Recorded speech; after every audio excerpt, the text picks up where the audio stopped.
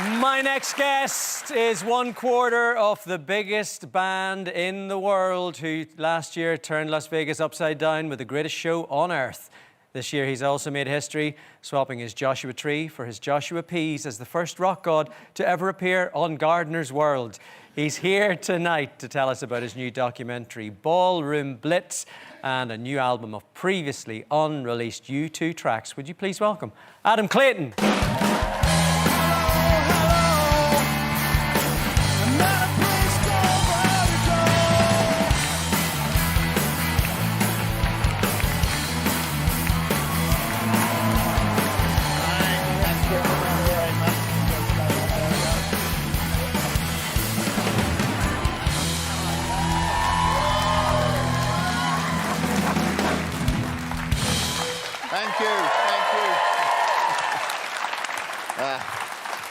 Thanks to the band for that. Thank you, Alan. Very nice. Thanks to the band.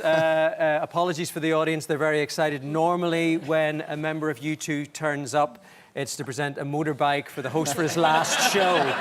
That's what they were praying for. They were going, is this the one where he leaves? I think it was the Gardener's World thing that threw them off. I think it was. We're going to chat about that a little bit later on. You guys know each other a little bit? A little bit. I went to the Sphere twice. I did back-to-backs because it's the first time you have to look at it and just take in all the effects, and then the second day you can listen to the music. Did you get that invite, Graham, to the Sphere? I did not get that. No. No, I didn't get that invite either, Adam. You're very busy men. Yes, we can see who's important here. But yes, Samantha's a good customer, as we say. Yeah. It's a great show. Yeah. Honestly, it was spectacular. And it's a great excuse to go to Vegas and lose all your money. It was an amazing building, and it was an amazing show to play, because normally, you know, musicians are put in these sports buildings that sound terrible, but the Sphere sounded amazing. Oh, spectacular. In fact, it sounded so amazing, people said to me, I can hear the bass. Always a good sign. which usually they don't say to me very often. And of course, the visuals were great. I think everybody knows about this big screen that is, I think it was 3 acres in size. And the reproduction is 16K, so if you're a nerdy person, that's like everything is really sharp. I mean, it's an amazing show. It blew everyone's mind. We also need to talk about your new documentary, and we need to mention this.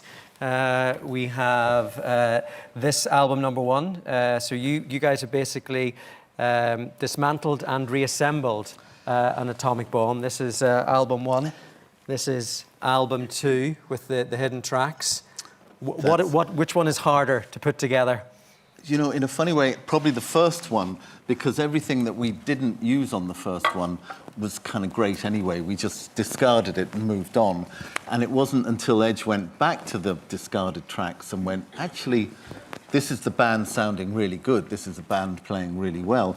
And in the 20 years since we did that, music has changed, the way people receive music has changed. It's streaming, and the sound of music has changed. So when we went back to tracks that were played by a band in a room, they went, ooh, vaguely charming, moving, powerful, and it just sounded like something that people hadn't heard for a while.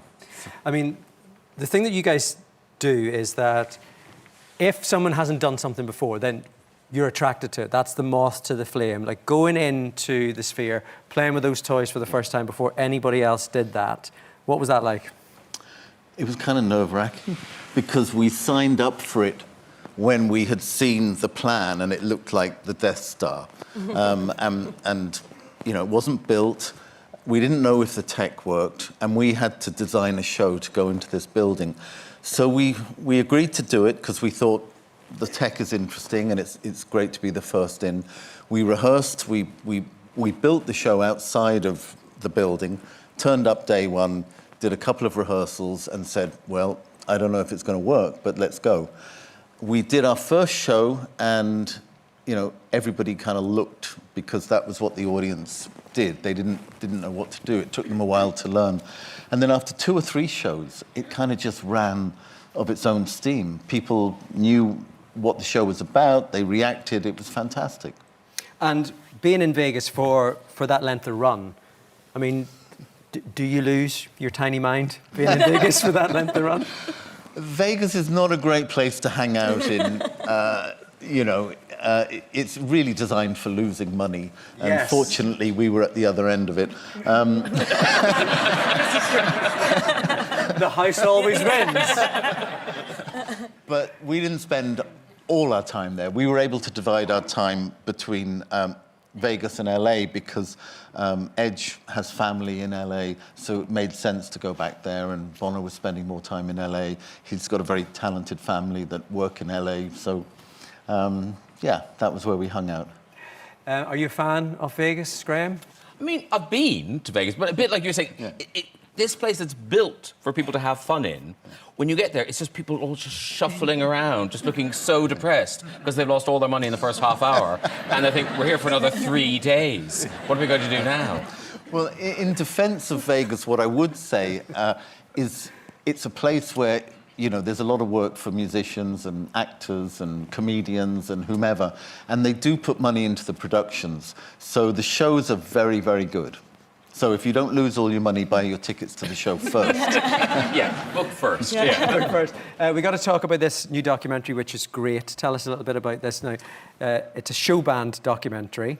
I would not have put avant-garde, rocker and show bands together, so tell us a bit about this. You know, probably during lockdown, as we all kind of examined our lives, like everyone else, I went back to, you know, where did this all start? What was 1976 like?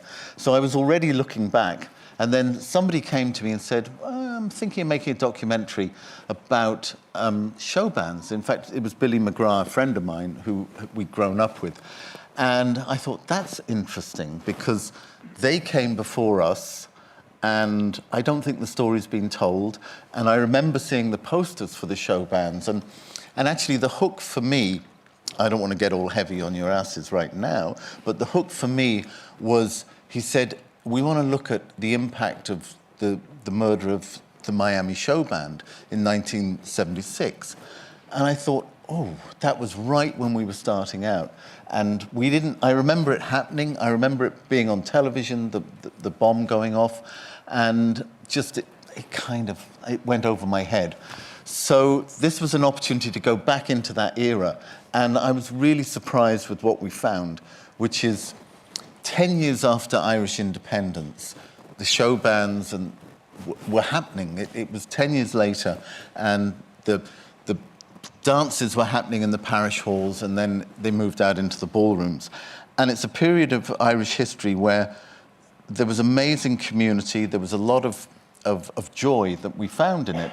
And these were young guys with a musical talent that were getting into bands, and they were playing the music that wasn't being played locally. There wasn't an RTE station that played American music or British pop music. Not at that stage, that came later. So these were bands that would listen to American Forces radio, or they'd listen to Radio Luxembourg, and they'd learn the tunes. And I guess it was the beginning of the concept of stardom in Ireland. And these bands would play 6, 7 nights a week. I mean, there was a lot of gigs. There was a lot of bands. There was 800 bands at the peak. Wow. And yeah, 800? Yeah. 800.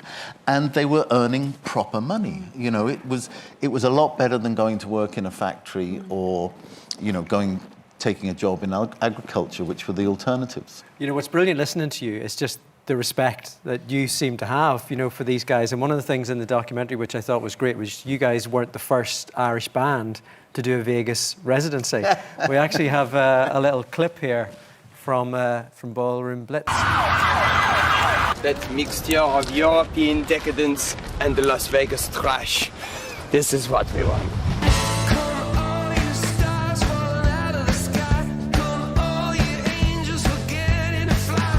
A lot of singers, a lot of acts all over the States wanted to break into Vegas. It wasn't that easy. They all wanted to be very lucrative, very successful. And of course, only 2 Irish show bands managed to do that. One was the Royal Show Band. You ain't nothing but a hound dog. So good.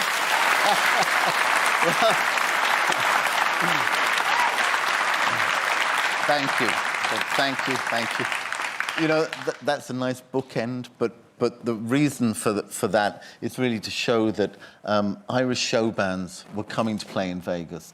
And you know, we were the very end of that story in a way.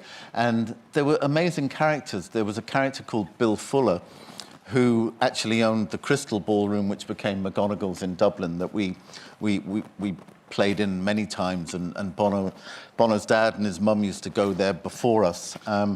Bill Fuller owned something like 26 ballrooms between England and America, and he owned the Fillmore West, which was where Bill Graham promoted gigs for the psychedelic movement. So it was this odd Irish character that we would hear about, but Bill was never in McGonagall's when we were there. He was in Las Vegas.